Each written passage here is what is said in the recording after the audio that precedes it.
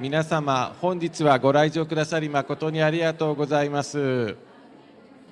ただいまより、モンゴル日本語教師会、エルデニバヤル・バドジャルガル会長による2024年度国際交流基金賞受賞記念講演会を開催いたします。まずは講演会の開催にあたり、国際交流基金理事、佐藤由里よりご挨拶申し上げます。佐藤理事、よろしくお願いいたします。皆様、こんにちは。国際交流基金理事の佐藤由里でございます。本日は2024年度国際交流基金賞受賞記念講演会にご参加いただきまして誠にありがとうございます。私ども国際交流基金は、国際相互理解の増進や国際友好親善の促進に特に多大な貢献のあった個人・団体に対して国際交流基金賞を授与しております。今年度、この国際交流基金賞は51回目を迎えまして、昨日10月16日に本賞の授賞式を執り行いました。本年の受賞者は、美術家である塩田千春様、日本の芸術文化に関する研究を行っているイギリスのセインズベリー日本芸術研究所、そして長年にわたりモンゴル全土の日本語教育の発展と普及に多大な貢献をされ、モンゴルと日本の二国間の相互理解を促進してこられたモンゴル日本語教師会様です。本日はこのモンゴル日本語教師会の会長でおられるエルデネ・バヤル・バトジョルガル様にご登壇をいただきます。モンゴルにおける日本語教育は、社会主義時代の1975年に始まりました。1990年代の民主化に伴って、日本語学習者数と日本語教師数が増え続ける中で、日本語教育に携わる教育専門家をまとめる団体として、1993年にこのモンゴル日本語教師会が誕生しました。本日の講演会では、このような歴史をたどりながら、モンゴルの日本語教育、日本語教師会の活動、さらには JF 日本語教育スタンダードに基づいて作成された教科書、できるもんなどについて、バドジャルガル会長から直接お話をお伺いできることを大変嬉しく光栄に思っております。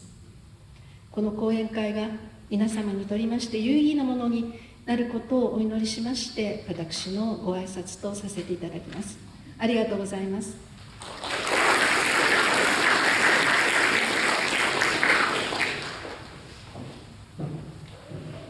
ありがとうございました。それでは本日のご登壇者である日本語教師会バドジャルガル会長にご登壇いただきます。皆様、拍手でお迎えください。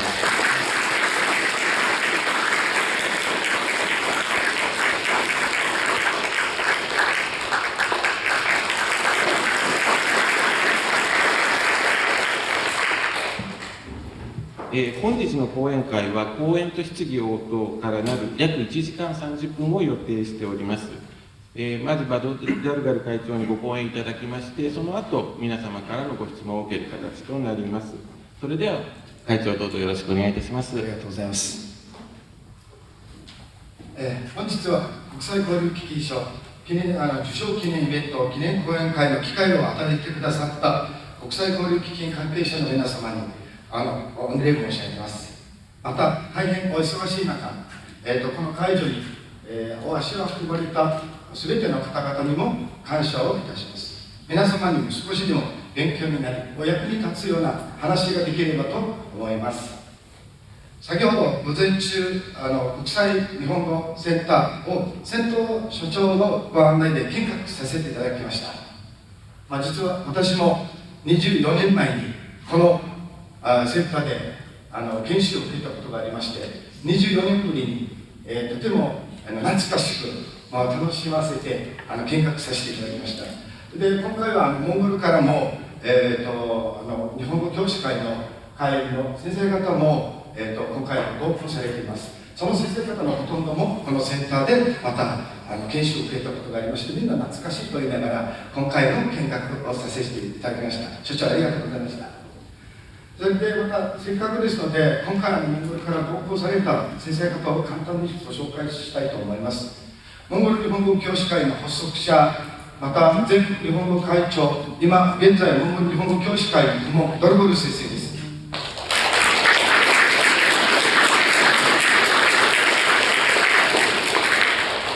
モンゴル日本語教師会副会長、ブルクスレン先生です。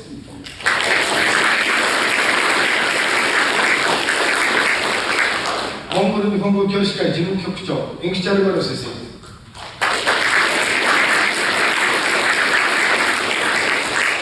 モンゴル日本人材開発センター日本語科課長、デルベルツツル先生です。モンゴルの初中等教育機関を代表いたしまして、モンゴル総合学校の先生、中西玲子先生。また、高等教育代表のモンゴル国立教育大学のワイドナ先生です。この賞をいただいたのは、もちろんモンゴル日本語教師会で、モンゴル日本語教師会のモンゴルの日本語教育を思う先生方からアメリカっていうもので、皆様につけた素晴らしい賞だと思います。これを励みにこれからも活躍していきたいと思います。それでは、早速ではございますが、講演の方に移りたいと思います。時間も限られていますので、まずモンゴルにおける日本語教育の歴史と現状を簡単に話しさせていただいてから、モンゴル日本語教師会の活動とモンゴル日本語教師会から開発した初中等教育機関向けの日本語教科書できるものについて講演させていただきます。よろしくお願いいたします。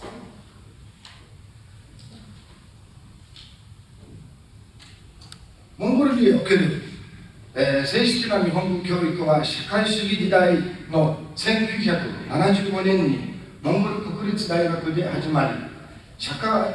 的変化の下で発展してまいりました。その社会的変化などに基づき、モンゴルの日本語教育が以下の4つの区分に分類されます。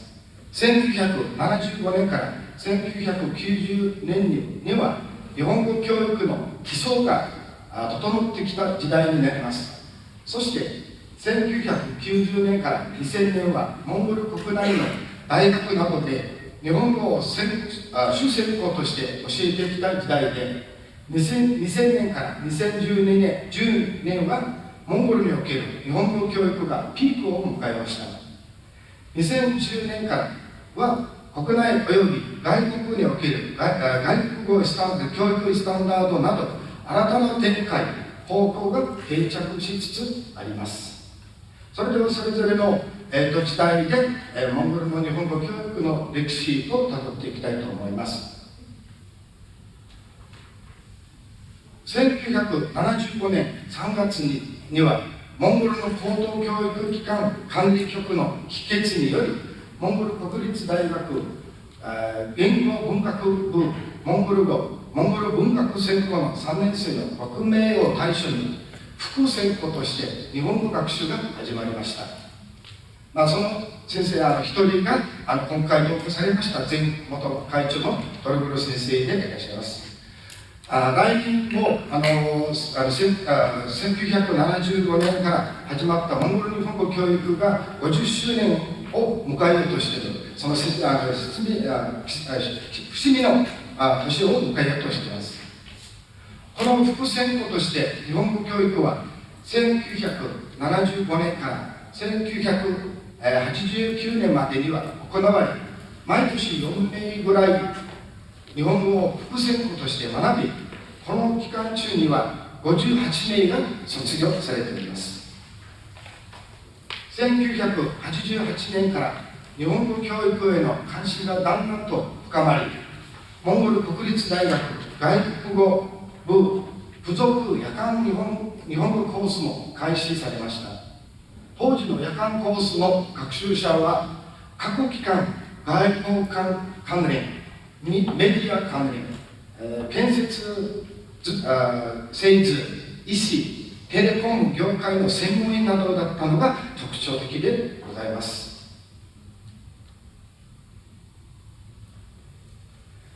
1990年にモンゴルは社会主義時代から民主化へと市場経済へ移行しました。またモンゴル日本両国の交流が新たな段階へと踏み出した時期でもあります。モンゴル日本両国の交流友好関係がさまざまな分野で発展し、日本語通訳者、日本語教師や日本語話者の必要性が高まり、日本語教育が盛んになって、その影響を受けて国立大学と並んで私立の大学が設立され、そこで日本語を主専攻として教えるようになりました。教育制度やカリキュラム内容が改善され、公的機関や非公的機関ではさまざまな形の日本語講座を実施が可能になってきました。複数の外国語専攻大学が開設され、例えば1990年にモンゴル国立大学国際関係学部にて日本研究学科が開設され、また私立の人文大学ウランバートル大学では1992年から、イレビュ大学では1993年から、チョブ大学と言語文明大学では1994年から、モンゴル科学美術大学、文化教育大学、セルル大学、オトコンテングル大学、オロホンテングル大学、オノル大学では1996年から日本語を教え始め、ウランバートル市だけではなく、地方の報徳大学、またダルハン市のマラル大学などでも日本語教育が実施されるようになりました。その時また高等教育機関と同時に法律の23、54、38、18、3、93番学校、そして私立のモンゴル学校をはじめ、公立や私立の初等教育機関で日本語も教え始めました。日本語教育機関以外では、ナヒア、ゲレル、ベース、調理センターなど、日本語センターでは日本語の初級、中級コースを開設されています。このような日本語教育の普及には、国際交流基金の支援は不可欠なものでした。国際交流基金が日本語教育普及のために、日本語教師養成、そして日本語教材提供も行い、現在に至りました。1992年からモンゴルで初めての青年海外教育隊、日本語教師隊員が派遣されるようにもなりました。以上のように、日本語教育が盛んになった背景には、1975年から1989年までの複専攻の日本語教育を受けた日本語教師があり、言い換えれば社会主義時代には日本語教師の養成が生きていました。つまり上述の、モンゴル国立大学文学学部のモンゴル語学科、後の外国語学科の日本語副専攻卒業生のこの58名のほとんどの方が日本語教師となられているというわけです。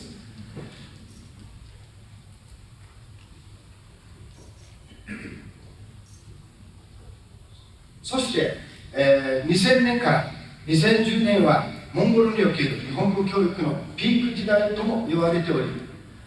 人口数に比率すると日本語学習者数がアジアで1位になったほどの時もありました。昨日の私授賞式の時の挨拶の時でも、モンゴルの初中等教育機関数、高等教育機関数、日本語学校の機関数、また教師会会員数も述べましたけれども、例えば日本語教師会は現在2021年の海外日本語教育機関調査では360名ほどいるんですね。でもその360名という数字はもちろん他の国には少ない数字かもしれませんけれども、モンゴルの人口の比率からするとこれはかなりの数字ではあります。この時代にはまた特徴としては、日本語教育の基礎が強化されたことと、またほとんどの大学で修士課程や博士課程プログラムを実施し始めたことが挙げられます。また2002年にはモンゴルの市場経済化促進に貢献する人材の育成とモンゴルと日本の相互理解促進の目的としてモンゴル日本人材開発センターが開設され、日本語講座が開設されたことも日本語教育普及に大きな役割を果たしたとも言えます。例えば来週の日本語講座も開かれるなど、非公的な日本語教育機関の活動も開始されました。学校教育以外の日本語コースも増加し、約20校で日本語を教えていました。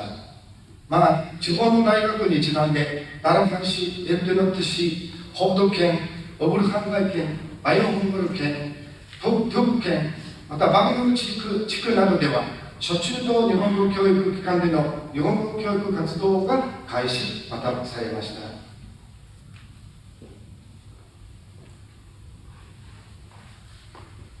一方、政治の面では1996年には構築された日本モンゴル相互的パートナーシップと2010年に戦略的パートナーシップを構築強化されたこともございまして、モンゴル日本両国の民間の友好関係がますます拡大され、日本語教育に良好な環境が整ってきたとも言えます。日本語教育機関及び学習者数が増大すると、学習者の日本語能力評価も重要になり、2000年から日本語能力試験の実施が始まり、また2003年からは日本留学試験を実施するようになりました。モンゴル国内の外国語教育にも新しい動きが現れ、2005年にモンゴル教育省が外国語教育スタンダードを発表したことは、日本語教育普及にも大きな影響を与えたとも言えます。日本語教育を通して折り紙、そろばん、けん玉、剣道、空手、生け花、アニメ、漫画、コスプレなどの日本の伝統文化および、サブカルチャーに興味を持つ人も増加してきました。そして初中等教育機関の教師および生徒たちの、訪日研修旅行や2007年から始まった対日理解促進交流プログラム、いわゆるジェネシスプログラムなども日本語学習者の日本への理解を促進し、日本語学習の動機にもなったと思われます。モンゴル日本両国の地域交流、鳥取県と中央県といった姉妹県とか、オランバートルとまた都城といった姉妹市などができ、その交流による日本語への関心が高くなり、学習者の増加も見られました。モンゴル人向けの日本語の教科書や辞書が多数作成され、日本語翻訳通訳コースの卒業生による日本文学作品、小説が多数日本語から翻訳されるようになりました。社会主義時代は、いろんな外国からのそういう翻訳された文学作品などはたくさんありましたけれども、この時代には日本語からの文学もたくさん翻訳されるようになりました。やはりこのように日本語を普及する背景には、モンゴル国の、外国語教育方針が改正されたことがあります。社会主義時代の外国語教育はロシア教育だけでした。英語をはじめ多言語の外国語教育が実施されるようになったため、モンゴルの外国語教育の方針の変更改善に向けて、文化教育省、そして所轄機関、外国語教育関連大学の学習たちによる学術会議が行われました。例えば、国家言語教育政策の課題学術会議、モンゴルにおける外国語教育政策学術会議、グローバル化と国家言語教育政策、モンゴルにおける外国語教育の現状、モンゴルの大学カレッジにおける外国語教育の内容、教授法シンポジウムなどがございます。このような中で、モンゴルにおける日本語教育についても取り上げられてきて、日本語教育に携わる教師、日本語を研究する学者たちも積極的に参加され、日本語教育の普及、発展に貢献してまいりました。国内もこのような検討、協議の中、海外の外国語教育に関する動きにも着目して、2011年には外国語の学習、教授、評価のためのヨーロッパ言語共通参照枠セファルと米国21世紀の外国語学習スタンダードがモンゴル語に翻訳され、モンゴルで教えている各、外国語教育のスタンダードなどの研究調査、実施方法、導入などの動きもありました。モンゴルの日本語教師会は独立行政法人国際交流基金が2010年に公開した GF 日本語、教育スタンダードを2011年にモンゴル語に訳し、モンゴルの日本語教育に導入するために努力いたしました。以上の事業を踏まえて、モンゴルにおける日本語教育において新たなアプローチできたと思います。日本語教育が質的にも改善され、高等教育機関における日本語教育はより専門的な方向へと向かってきました。一方、モンゴル国立大学、人文大学、文化芸術大学といった教育機関では多様な専門分野で日本語教育を副専攻とする学習者が年々増加してきました。上述のように2010年代から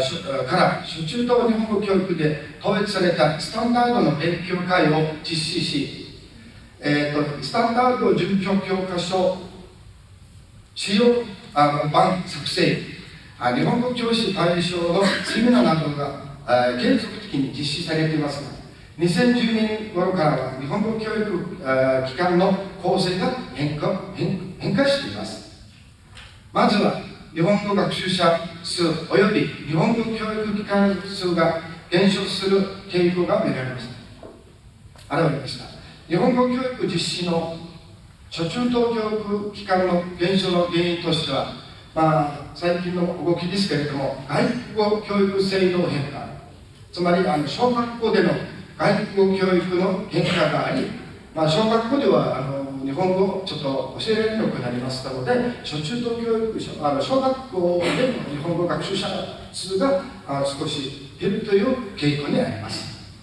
また母語教育と外国語教育のバランスなども挙げられます。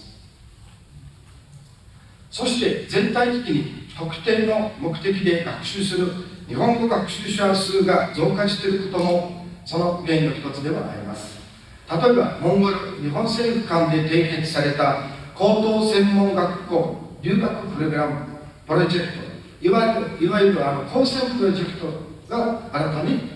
出来上がりました。もう一つ大きな原因は技能実習生の増加が挙げられます。技能実習生の増加に伴い学校教育以外の機関も増加しています。それではこの次のスライドからは、日本語教育機関数、また学習者数、教師数の変化が分かります。こちらで、青いのが初中等教育機関、ピンク色が高等教育機関、その青色が、学校教育以外の機会となります。これが学習者数でございます。こちらは日本語における日本語教師数ですね。この数字は先ほど私が申しましたように、この数字から見るととても少なくは見えますけれども、やっぱり人口の比率、モンゴルの人口は350万人、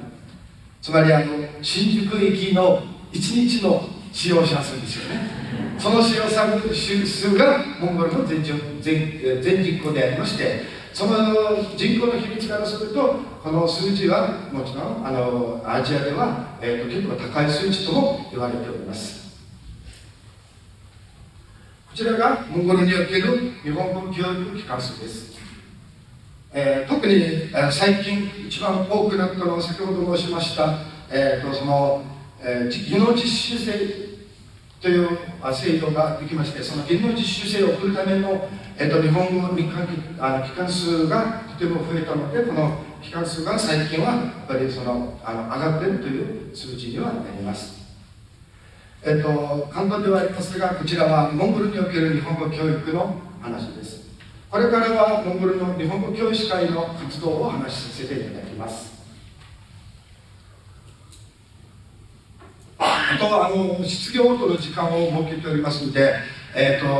皆さん、モンゴルの日本語教育のおかずでも言われている元前会長のバルゴロ先生をはじめ、すべての方々もいらっしゃいますので、せっかくですから皆さんからのご質疑応答もお願いいたします。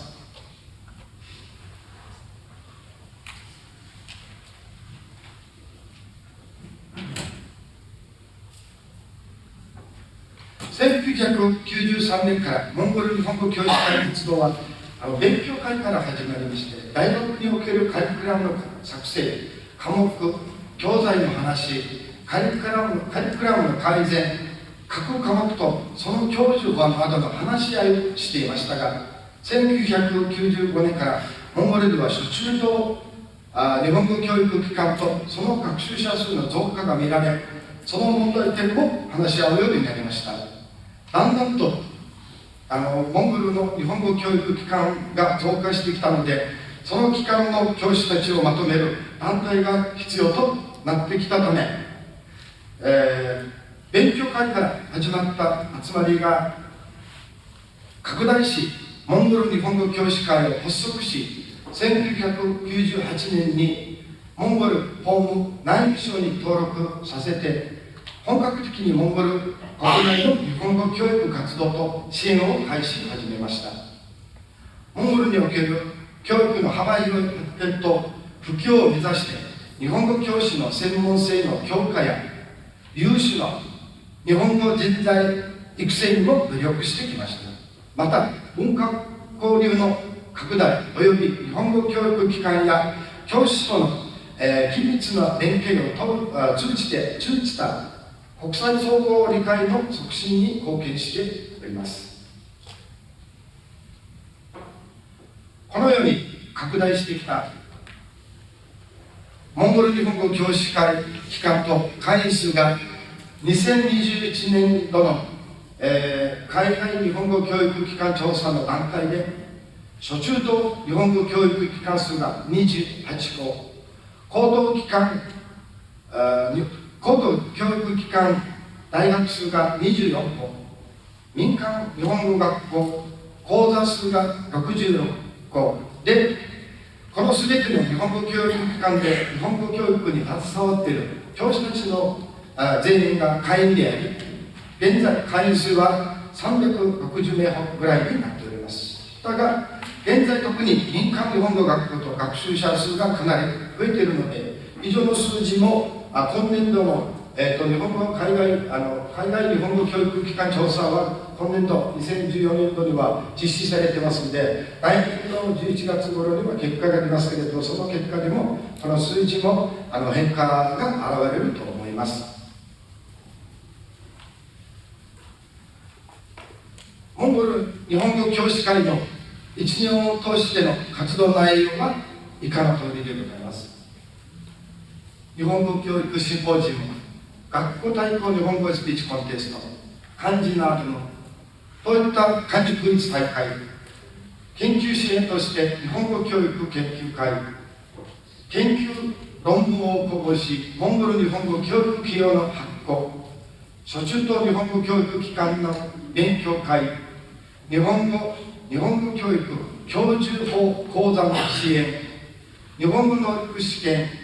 KPT、私費留学試験、日本語教育機関調査、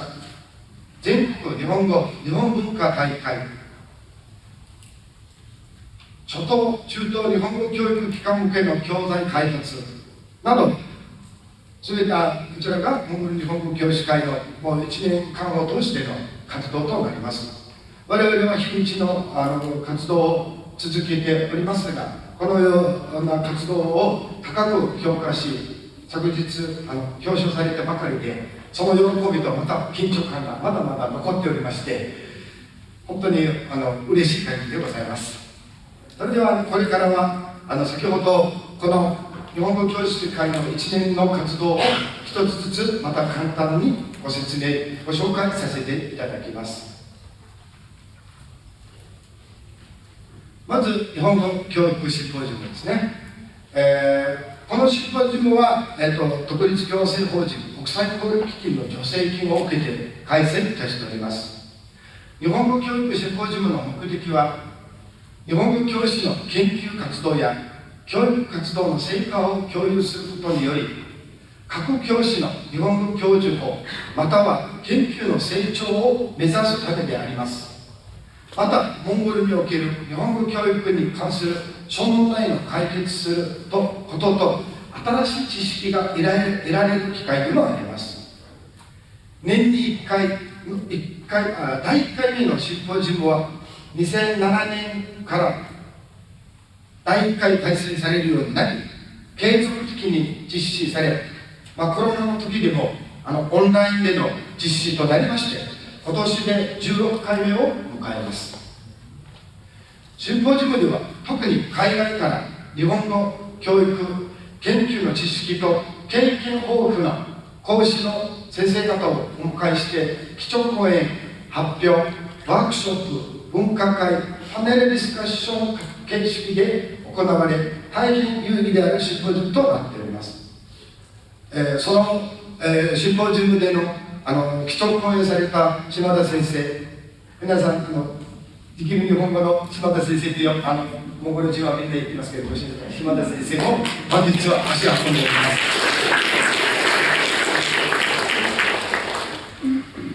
ます。そのシンポジウム後には、懇親会というのを実施しておりまして、懇親会を通しまして、講師の先生方とご自由に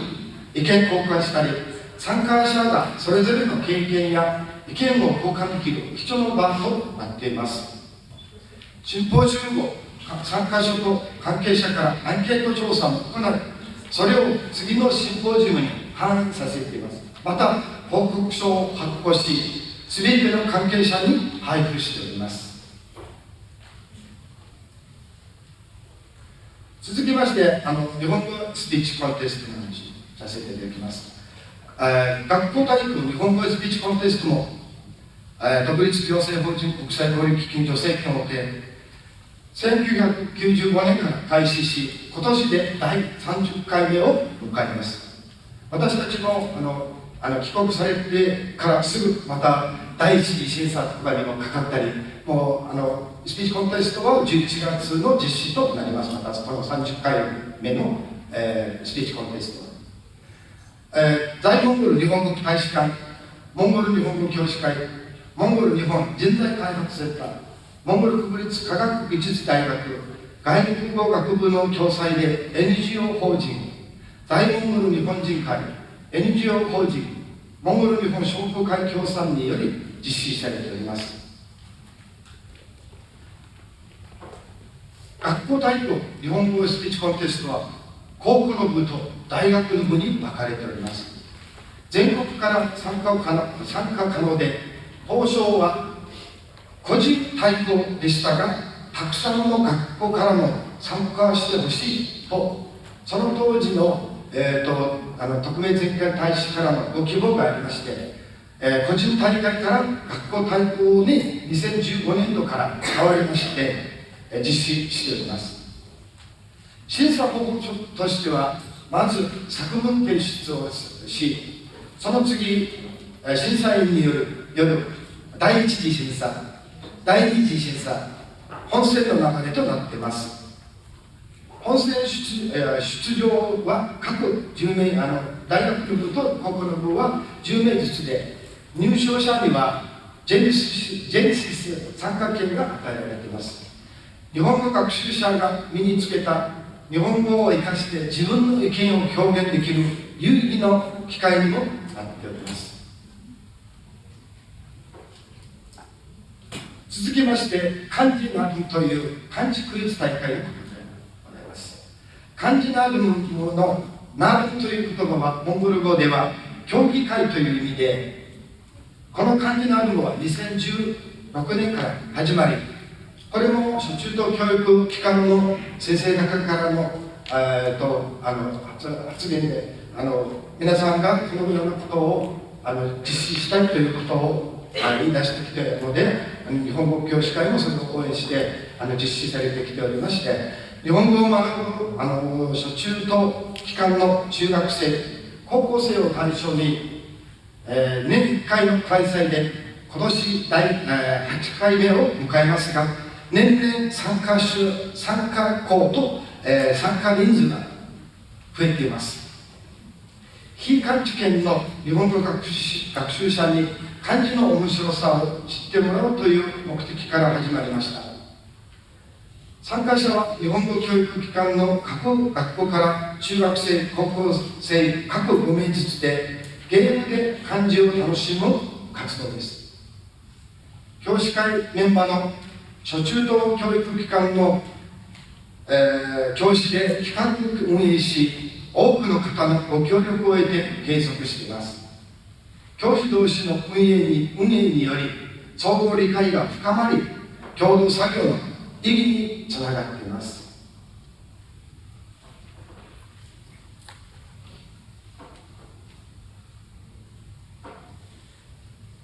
モンゴル日本語教師会の下部組織である、2007年から発足し、現在至るまで定期的に月1回開催で、先月で124回目を迎える日本語教育研究会の目的は、教師や院生が気軽に研究発表や実践報告をしたり、また参加者同士が学びや情報交換したりする場を作ることです。それを通して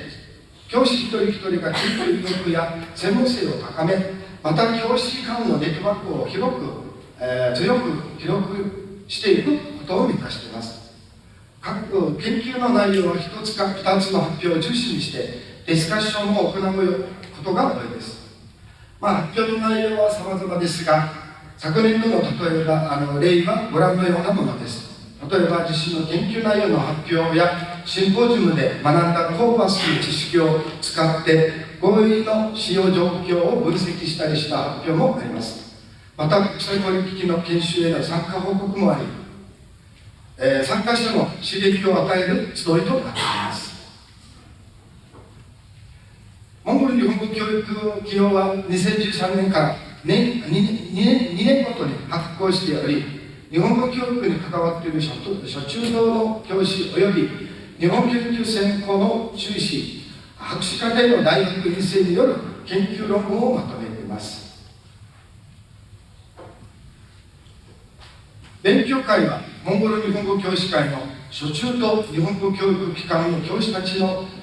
コミュニティの場として、ウランバートル市教育局から認定を受け、20年近く継続的に集いを設けています。週に1回の教師会事務所にて開催し、以下のように、内容で活動を行っています。その主な内容は、使用教材の問題点、日本文化に対する疑問、教授法、使用教材に関する情報共有、意見交換、危険豊富な教師からアドバイス、模擬授業、外部への情報発信、教師会の初中等教育機関に関する、事業機関運営などです。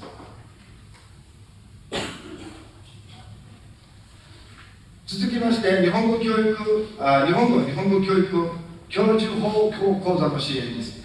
前田さん支援事業は、日本語教師専攻の学生および若い日本語教師の再教育のための日本語教育教授法講座の支援をしていますが、前田さんは団体ではなく個人による支援事業でもあります。モンゴル国立大学主催の全国日本文化大会の共催機関としてモンゴル日本語教師会が協力しています。この大会は全国大学の日本語学習者を対象に2002年から始まった新しい企画で3年おきに実施予定であります。大会は筆記試験の点数とクイズ得点で争うもので、参加者にとっては日本語能力と日本文化に対する知識を高める他にチームワークの重要さを問われる画期的な活動であると思われます。続きまして、独立行政法人国際交流基金主体の日本語能力試験の実施期間は、モンゴル日本語教師会で2000年から始まりました。当初は首都ウランバートル市のみ1回の実施してましたが、2019年度からは年2回行われるようになりました。地方での日本語学習者の増加に伴い、首都ウランバートル市だけではなく、2014年からウランバートルはオブルハンナイ県、またアラガイケールでも年1回、2020年からダラハン市でも年1回行うようになり、地方の受験者たちにとって現地での実施は負担の軽減にもつながりました。こちらは日本語能力試験応募者数でございます。真ん中、2019年度にはモンゴル日本語教師会の、学習者数が多くなっていた時代でもありますし、一番多くの受験者が応募した。これは年2回実施することで、このように数字が一気に上がりました。でも、その2020年にはぐっとまた低く下がったのも、これはコロナの影響があります。で、現在は2020年度の、数字ですけれども、ウランバートルでは先ほど申しましたように、合わせると2500人を超えるほどの応募者数があります。また、独立行政法人日本学生支援機構が年2回、日本国内と海外で実施している日本留学試験 EGU は、モンゴルでは2002年からモンゴル日本語教師会が実施教育機関となり、日本留学試験を実施しております。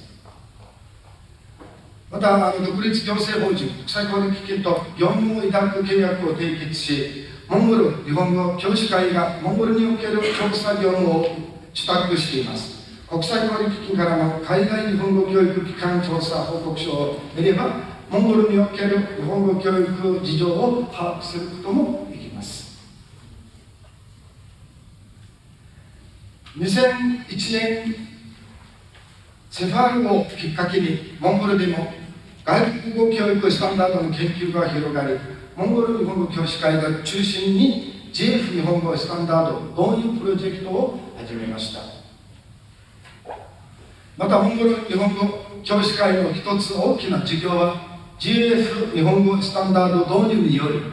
初中と日本語教育機関向けの日本語教材開発でもあります。それでは続きまして、日本語教育での使用教科書の話をさせていただきます。今回もこの会場には、もちろんこの、中途教育機関向けの教科書作成開発に当たった先生方も見えていますので、皆さんからもご質問などがございましたら、後でぜひご質問いただければと思います。モンゴルではかつてはこのようないろいろな教科書が使われていました。日本語初級、ワクワク日本語、みんなの日本語、ひろこさんの楽しい日本語、できるよといったさまざまな教科書が使われていました。現代では大体この3種類の教科書が初中等日本語教育機関で使われるようになっています。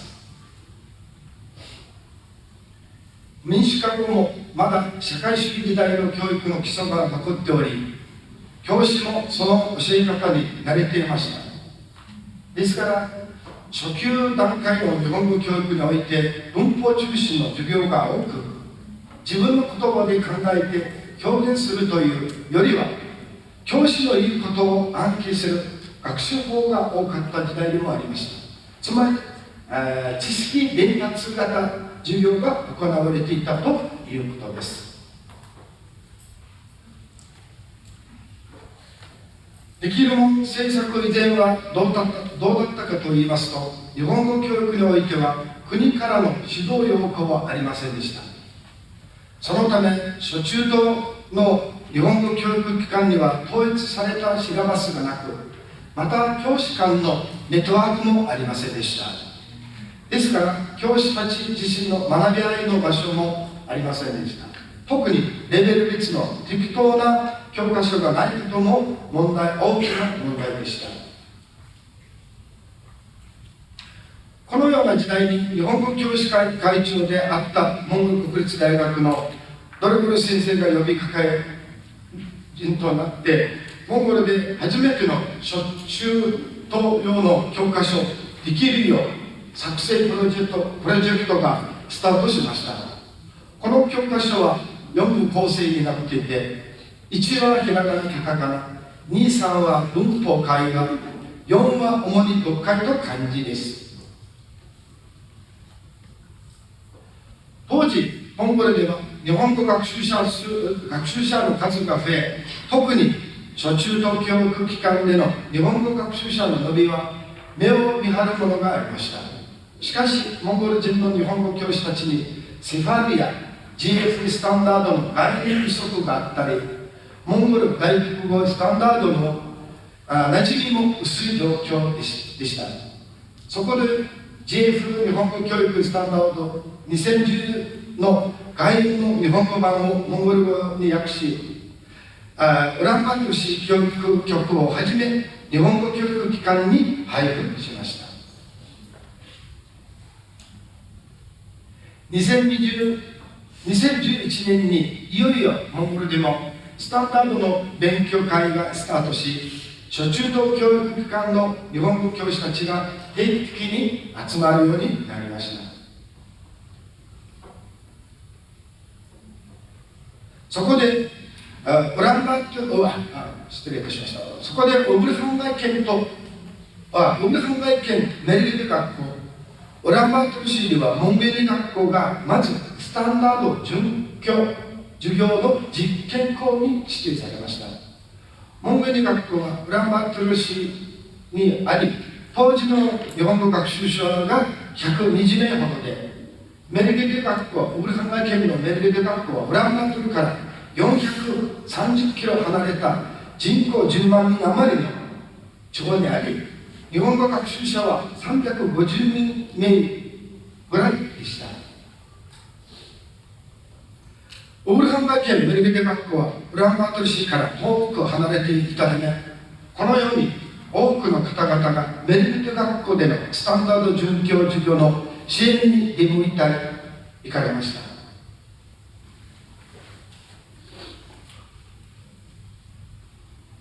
一つの例ですが、ネイティブ教師が日本語で問いかけている子どもたちとのやり取りの一部でございます。今回いらっしゃっている中西先生が子どもたちに朝ごはん何を食べましたかと質問したところで、みんなアイレドと答えていますけれども、このアイレドというのはバイネルシュということです。オマーンの乳から作られるモンゴルの伝統的な飲み物でございまして、子どもたちは全員朝ごはんはアイレドということを答えていました。これはアルコールとは国を考えないことです。子どもたちはアルコールを飲んでいるわけではないんで、これは一般的なモンゴルの伝統的な飲み物でございます。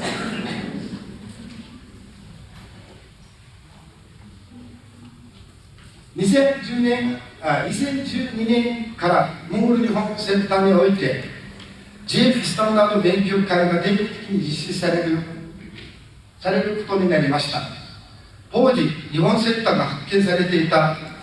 片桐淳二先生の指導の下で実験校だけではなく20校ほどの初中等日本語教育機関の日本語教師たちの学びがまた始まりました。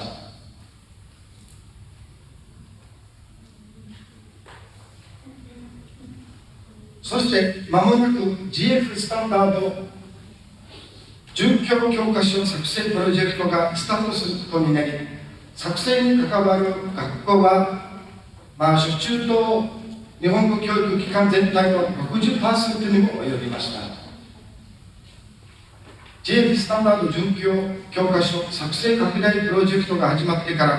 作成に協力くださった学校が14校、教師の数が24名、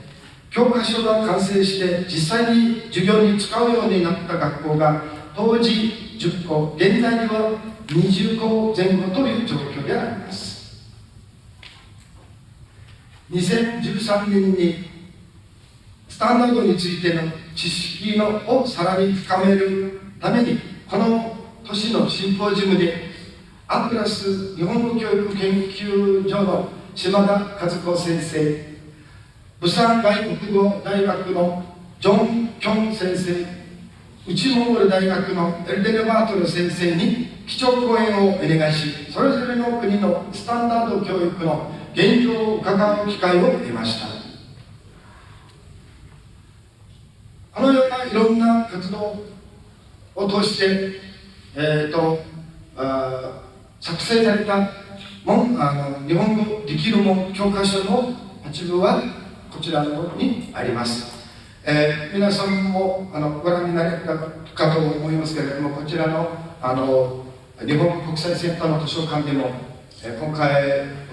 を展示されていましたので、皆さん後でぜひご覧ください。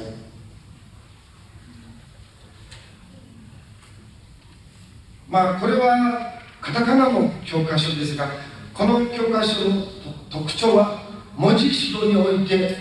あいうえを順にではなく、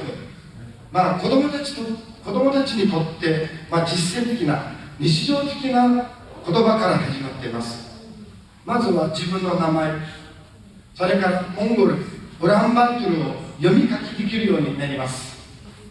つまり「あ」から始まるのではなく「も」から始まったりしているこの教科書の特徴でもあります。それが子どもたちにとっては一番身近で実践的であると教師たちが話し合って決めて作られているものでございます。またここに権流があります。スタンダード教育を取り入れたもう一つの特徴は、学習者はポートフォリオも作れるようになりました。ここには授業と関係あるものを入れて自分の学習した後付きを見ることにできます。スタンダードの准教教科書のもう一つの大きな特徴として、モンゴル人教師向けの指導書も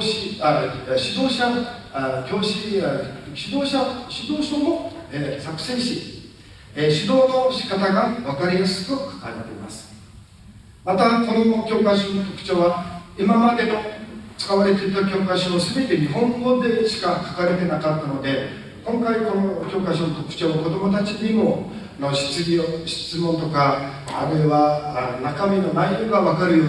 モンゴル語で書かれていることはとても学習者たちにとってはとても便利ということが挙げられます。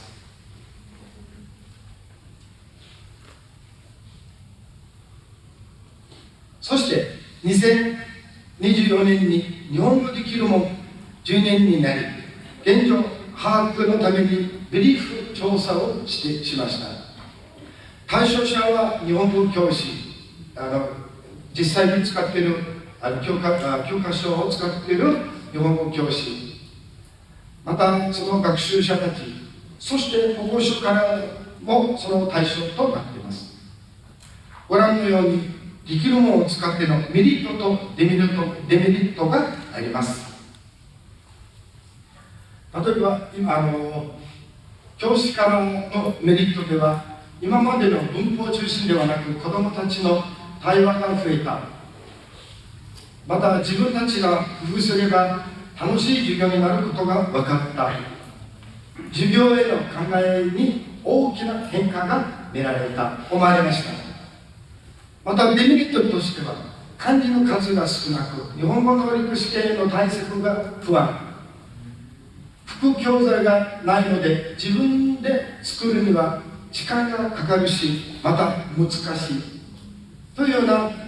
教師会からのメリットとデメリットがあります。また学習者からはメリットは絵があるから分かりやすい。モンゴル語で説明があるので、今日何を勉強するのか分かります。また言葉の意味がモンゴル語でもあるので覚えるとき便利。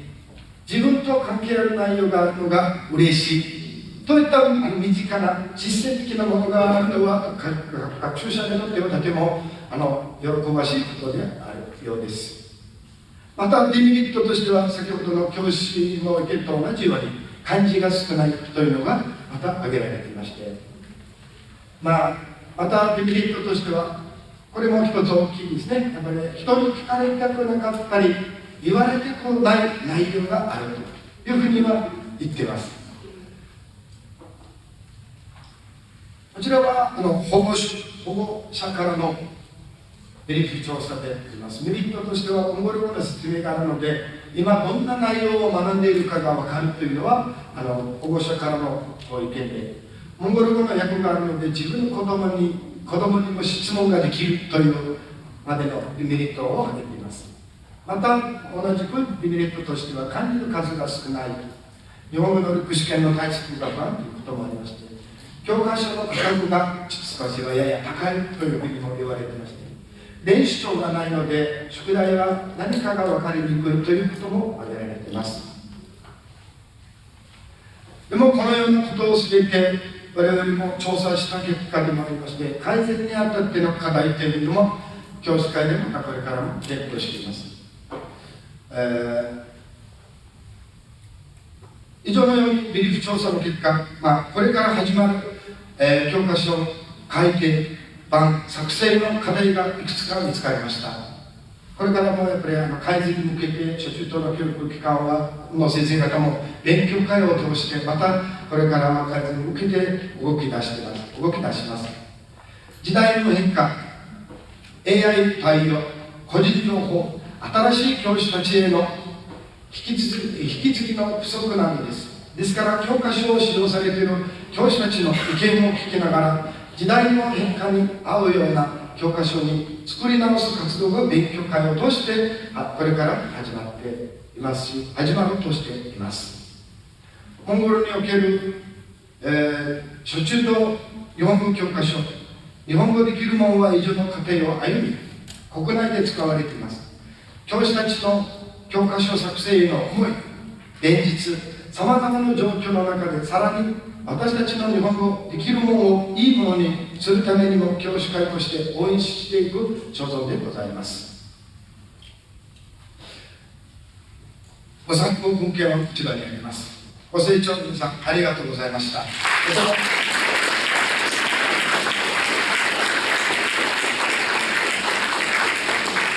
ても簡単でもございましたが、皆さんからのご質疑応答お願いいたします。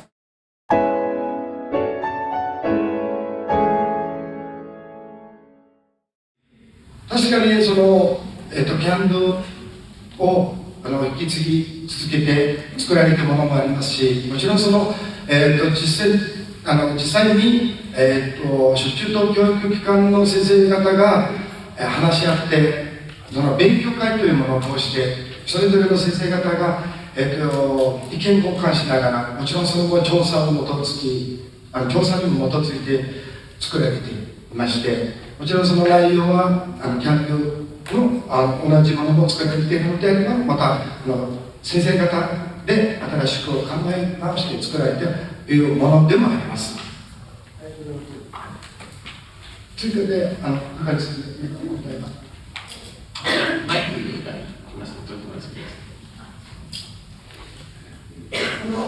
モンゴルで中等教育を、30年やっております中西と申します。本日はありがとうございます。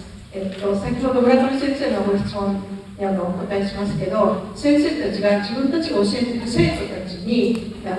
身近な話題をそれをトピックにしましょうということで、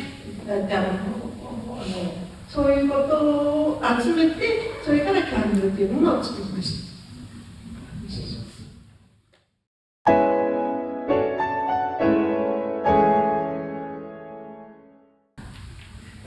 それを私も実には直接その作成とかには当たってもなく、やっぱりそれもダルト先生すいません申し訳ありませんけど、中西先生やっぱりその注意する点っていうのはどんなところがあったかということ。まず今も大きな問題になってますけども、家族のトピックでやっぱりモンゴル、世界的に同じかもしれませんけど、両親が育ってないとかそういう家庭があるので、そこが一番大変なところでした。家族っていうのは何だろうって、両親が育ってて家族っていう概念がちょっと私たちにはちょっとなんか受け入れられなかった部分があります。それをどうやってお父さんお母さんという言葉を教えるか、でも教えないといけないんですね。だからそこでちょっといろいろ議論が起こって、アニメからのび太のお父さんとかドラえもんのね、そういうことを考えました。それでまた先ほどのこの、教師と学習者のブリーフ調査にもあったように、このよく調査してした上でじゃないと、やっぱりこの子どもたちがあまり聞かれたくないとか言われたくないこととか内容にしてしまうと、それも子どもたちがとても困るようなので、こういった調査とかもやっぱりちゃんとした上での作成に当たるととてもいい教科書にはなるんじゃないかと。また私もその当時もちろん話を伺っておりましたけれども、やっぱり漢字数をどれだけ入れるかということですごく先生たちが悩んでいたそうですね。それで漢字あまりにも多く入れちゃうと学習者は子供なのでまた飽きてしまうということもあります。だからそのことを考えて先生方も漢字をその教科書には少なく入れたのがこのようなデメリットになっちゃって、だからもう少し今も反省してますけれども、もう少し漢字をねたくさん入れてればそのやっぱり結果としてその日本語能力試験学習者の日本語能力レベルを把握するためにはご両親親たちはやっぱり日本語能力試験を受けさせるんですね。それの合格を皆さん結構見るようで、そこにやっぱり向けたというか、そういった教科書を作成というのも必要になるようで、漢字はどれぐらい入れるかともそこをよく考えた上でじゃないとちょっとまた大変このようなデメリットの意見が上がるかもしれません。ですからこれからもうちのこの教科書日本語できるものの改善に向けて動き出していますので、これからこのようなデメリットがないように改善していくつもりでございます。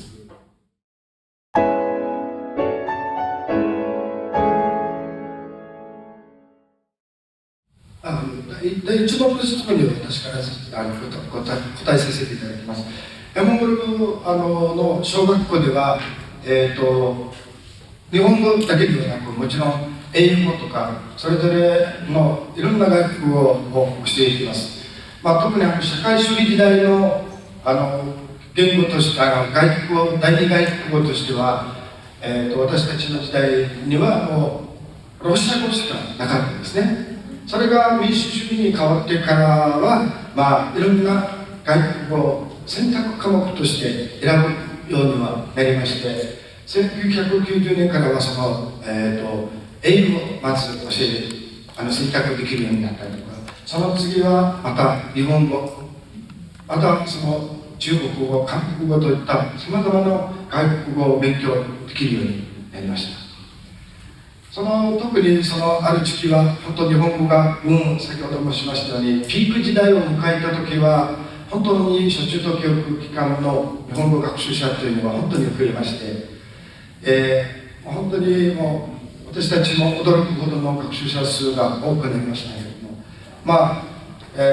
やっぱり選択できるようになってからは子どもたちは自分の好きな言語を選ぶようにはなっていましたいます。2つ目の国は先生どうですか？どうですか？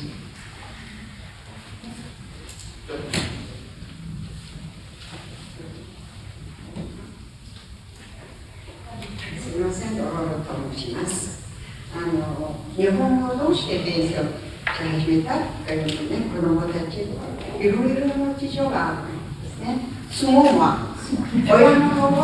子どもを通して相撲のことをよく詳しく知りたいということもあるし、そして日本のいろいろな文化が入ってきて、食べ物もその一つ、寿司とか刺身とか。とんかつはとんかつと言うんですけど、そういう料理の名前も入ってきて、そして大人は自分で勉強する時間もあるし、そういうのがあって、子供に何かして日本語を勉強させて、そしてその子供の日本語を通して日本の文化と日本に近づくという希望が強かったと思います。私の時代はもう対象研究、比較研究を目指して、もう人数はある年は2人、学生はある年は1人もいたし、そういう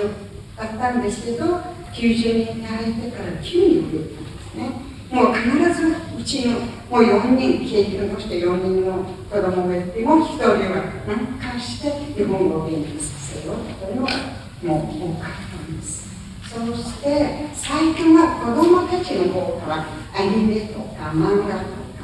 金玉とかスポーツ関係の方ももう興味を持つようになって、自分で勉強しようという動きが強くなったかなと、そういういろいろな事情があって、そして日本とモンゴルのもう交流も広くなっているし、もう行ったり来たりするのできるようになった。いつでも誰でも日本に行けるという、そういうのがあって、学校の休みとかそれを利用して子供を連れて日本に旅行する人も増えているんですね。そして大体最近もういろいろな話を噂ってですね、必ず学校の休みの時は一人でも連れて行こうと親が増えているんですね。そういういろいろな事情があると思います。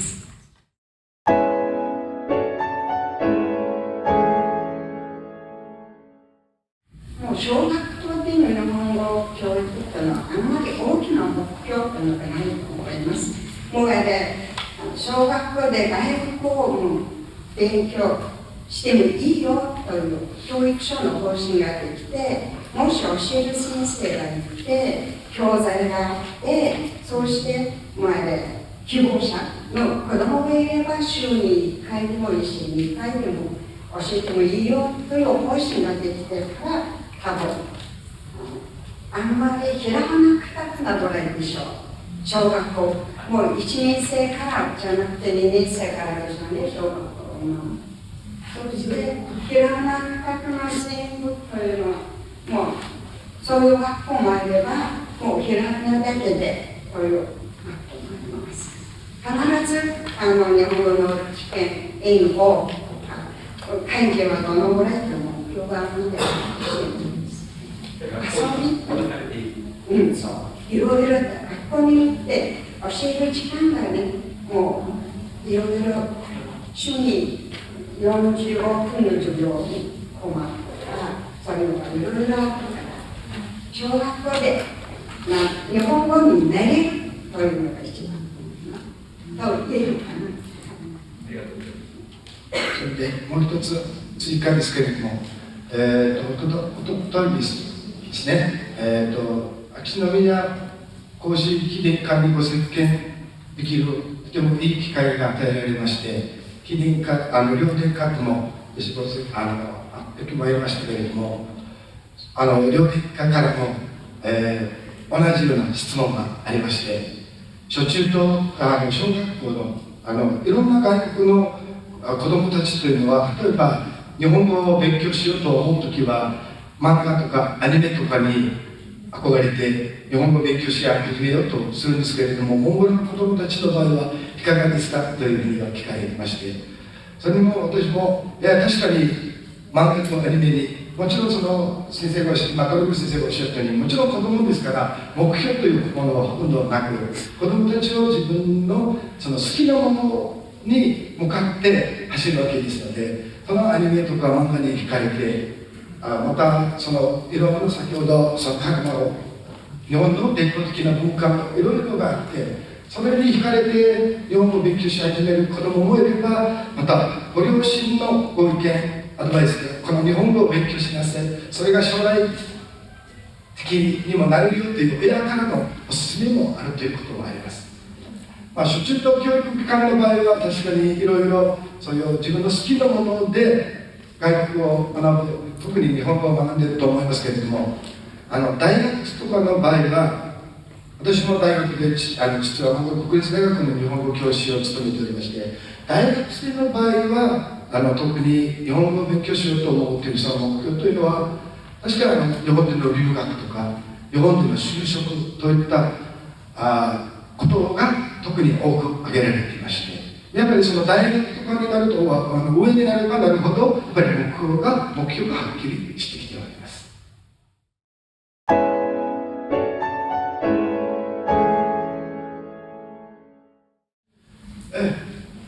ご質問ありがとうございました。こ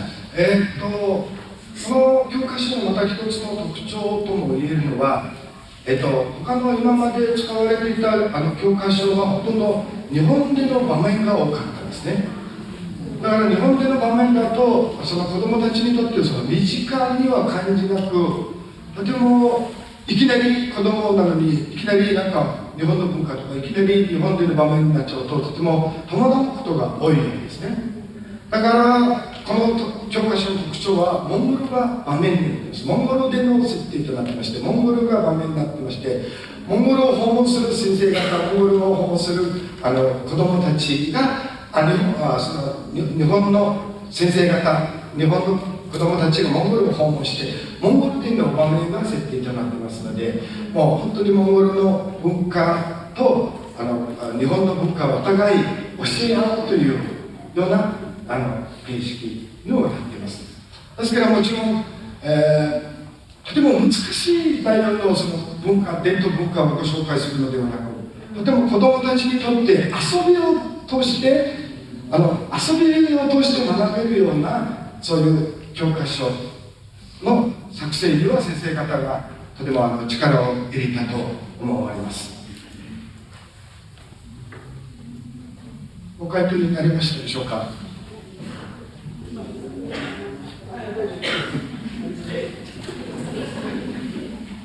その草原の話、あるいはまたモンゴル語で風味というんです。私もちょっとできませんけれども、それがとてもモンゴルでは有名で、ありがとうございます。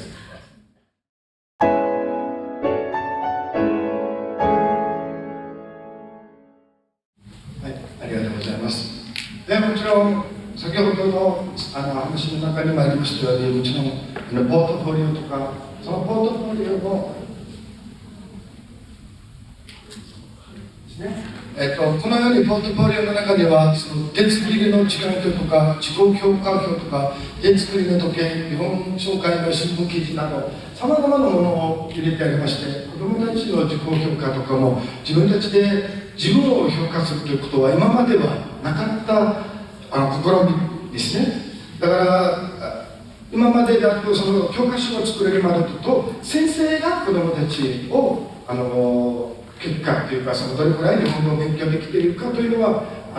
調べるということになってましたけれども、この教科書が作られてからは子どもは自分で自分を評価できるようになったというのは大きな特徴と思います。だからその自分をどのように評価しているかはもちろん申し訳ありませんけれども、私は小学校で教えているわけではなく、でやっぱり実際にもちろんすいません実際に使ってて実際に自己評価を行っている先生に伺った方が分かりやすいと思います。私の章になってしまってすみません。自己評価表はトピックの最後に必ずあります。で、どういうふうな自己評価になっているかというと、そのトピックがどの程度子供自分にとって理解できたか。で、全部分かったら星3つを塗るとか、少し分かったからちょっと、でも大体モンゴルのこと全部3つ塗るんですけどね。で、本当は私はルーブリックも必要だなと思って作ってはみたんですけど、ちょっと難しいという批判を受けたので挫折しました。はい、で、なんて言うんでしょう、子どもたちがね、割とね、意見を言えるようになったなっていうのは感じるんですね。それまではやっぱりこう、例えばひろこさんに日本語を使ってきたときは、ひろこさんのことは全部分かったんです、私たちは。ひろこさんにお父さんは医者で、トム君っていう友達がいてって分かったんですけど、自分たちのことを言えなかった。で、できるものを使って先生が気がついたことは、子供たちの生活、ひろこさんがいなくていいんだ。で、そういう気づきが少しずつ見えてきたのも、やっぱりできるものを作ってよかったなっていうところで、あんまり急いで評価ばっかり気にしない方がいいかなと。で、あと、モンゴルが初中と一貫校が多いんですね。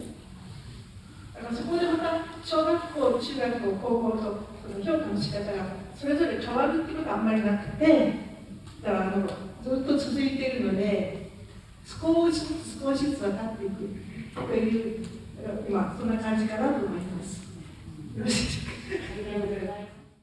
私たちが実施してきたのは、やっぱり前も申しましたように、個人を中心にやってましたんですけれども、それぞれ日本語で、今までの日本に行ったことのない、日本経験したことのない子どもたちに、日本にことをもっと知ってもらいたい。そのジェネシスというプログラムもあるわけなんで、その子どもたちにも日本に行って日本の文化にも触れてもらいたいということで、スピーチコンテストを実施してまいりました。で、スピーチコンテストはこの大学の部とに高校の部に分かれていまして、やっぱりそれぞれまずはテーマを決めることですね。また子どもたちには一番身近なテーマを選ぶためには、まず日本語スピーチコンテストの運営委員会というのがありまして、運営委員会でまずテーマを話し合います。高校の子どもたちが考えるものと大学生、大人の考える内容というのがまた異なるわけなので、まず一番大切なのはやっぱりスピーチのコンテストのテーマですね。テーマを決定するだけでも我々はすごく困っていまして、テーマを決定してからだとまたスムーズには進むことになります。それでそのテーマをもう1ヶ月ほど前に発表していますので、その子どもたちが自分の考えていることを、まず書いて、それでそれぞれの学校の先生方と話し合って、それで、だんだんそのスピーチの準備を進めていきますけれども、もちろんその日本語スピーチに向けてのそれぞれの学校の先生方がもちろんそれを指導に当たっていますね。それでそれぞれの先生方がその指導を通して、その会話をどれだけ上手にするか。もちろんその学校、最近学校対抗で実施されるようになってからは、それぞれの学校から3名ずつ作文を提出して、その作文の中からまずその学校を代表するような作文を選んで、その作文に基づいてまたその子どもたちが、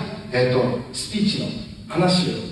を、みんなの前で話す準備も先生たちと一緒に練習していきますね。そのような形でだんだん練習して話上手になってスピーチしていただいていると思います。ありがとうございました。大変なご利用し分ですけれども、ちょっとお時間になりましたので、以上で終了させていただきます。バドジャル会長、どうもありがとうございました。皆様、盛大な拍手をお願いします。